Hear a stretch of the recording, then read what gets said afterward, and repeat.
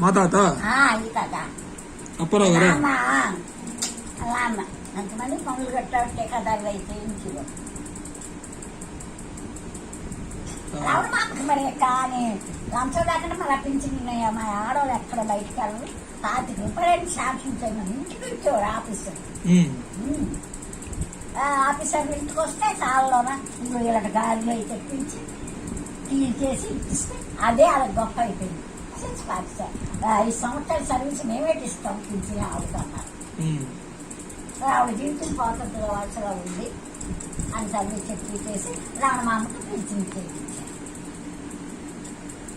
వీళ్ళు చేయిస్తే వీళ్ళు చేయనన్నారు. వీళ్ళు శారదా అక్కల ఫ్యామిలీ వాళ్ళు సావిత్రమ్మ ఏంటి అలా మేనమా ఉద్యోగం చేస్తుంటే వెళ్ళిపోయాడు. ఇస్తే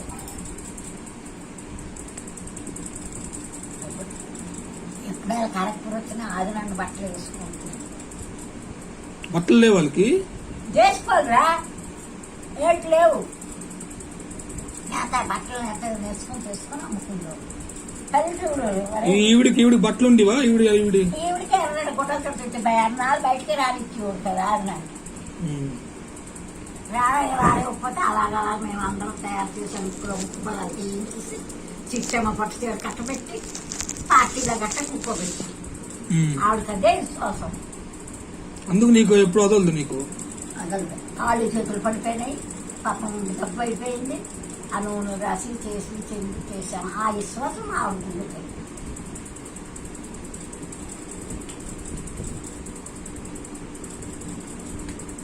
ఒక అంటాడు వచ్చి అతనే అలా నెల్లికి నేర్పించి అలా ఇలా పక్కన కూకొని నెల్లికి చెప్పి వాడు చెవుట్లా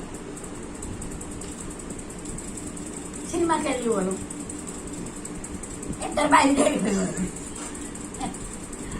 అందులో పాత సినిమాలు కదా ఏదైనా చెప్పి చేస్తే పాక పాక పాక పాక నవ్వి కుర్చీ మీద పడిపోయాడు. పడిపోతే ఈవిడికి నిలబడింది కదా అందరిలో నవ్విసింది. అది కానీ తగుడు ధర్మాలు ఉంది కావాలి గడిచిపోయేవారండి. అదే డబ్బులు లేకపోతే ముసలం ఉంది వస్తువు తాకెట్టి వస్తువు ఇస్తే బాగా సడిపోయాడు. అతను గోల్డ్ బజార్లో ఉండేవాడు. ఆ తర్వాత గోల్డ్ బజార్ లో ఉండేవారా? 1 నంబర్లో లేరా? మరి ఇల్లు ఖాళీ చేసేయడా దేనికి వచ్చి వెయిట్ చేస్తే అప్పుడు ఇవన్నీ అలా అమ్మ ఒక దయ ఉండేది. అది మంచిదే కాదు. దాన్ని దెబ్బిస్తుంది మెడ్రస్ అడిగి చిన్న ఎవరమ్మా? ఆదరమ్మా వాళ్ళ అమ్మ వెళ్ళిపోయింది. ఎవరితోనూ మెడ్రస్ పెళ్లి చేసుకుని అతనికి ఆ సిగ్గులాగేసి వెళ్ళిపోయాడు. అర్థమేం కాదు కదా. అబద్ధమేది కాదు.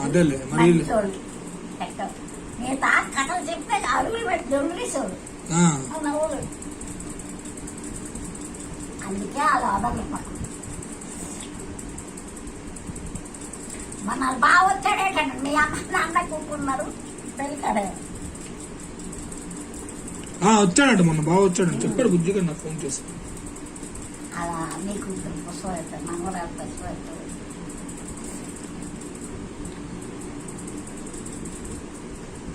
బాబు ఎవరు తలరాకాల ఉంటుంది ఎవరు చెప్పలేదు. నీ ఆటకోసం నేను అనొస్తాను నీ కోసం నువ్వు అనొస్తావు.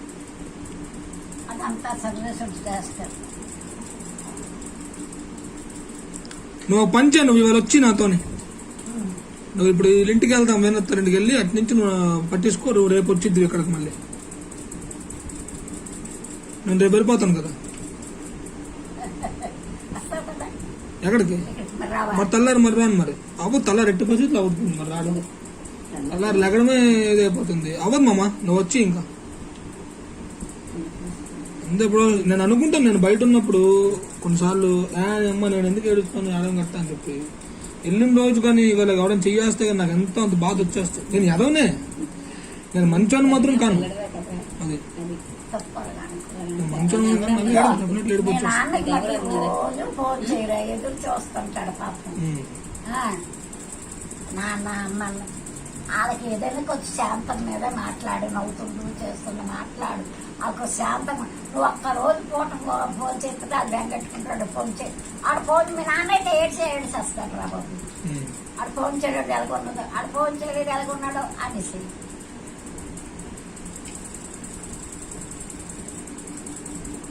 ఇంకా చూడండి వెళ్తుండ బట్టి కొంచెం ధైర్యంగా ఉంటాడు. ఆడేటప్పుడే ఫోన్ చేసి వస్తాడు.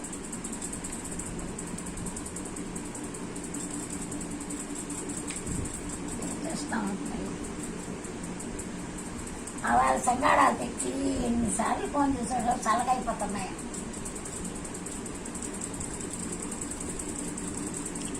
ఇప్పుడు నేను కూడా ఏమి ఎక్కడ తిరుక్కొని ఏమి ఇచ్చేసిలే కదా.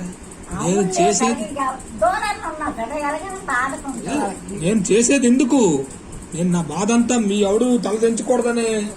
లేకపోతే నేను ఎన్నో అబద్ధాలు ఇప్పుడు ఎంతో మంది ఇప్పుడు నేను ఎన్నో అబద్ధాలు చెప్పి నేను ఎగదొబ్బచ్చు. నేను పనే నమ్మాను, పని చేస్తున్నాను అంతే. అబద్ధాలు మాయా అలా ఎవరికైనా పనికిరాదు. నీ జీవితమే వెళ్ళు. ఇప్పుడు మీ బాబాయి మీ నాన్న ధర్మం మీద మీ నాన్న చదువులోపై నా ఊళ్ళో అంత మంచి.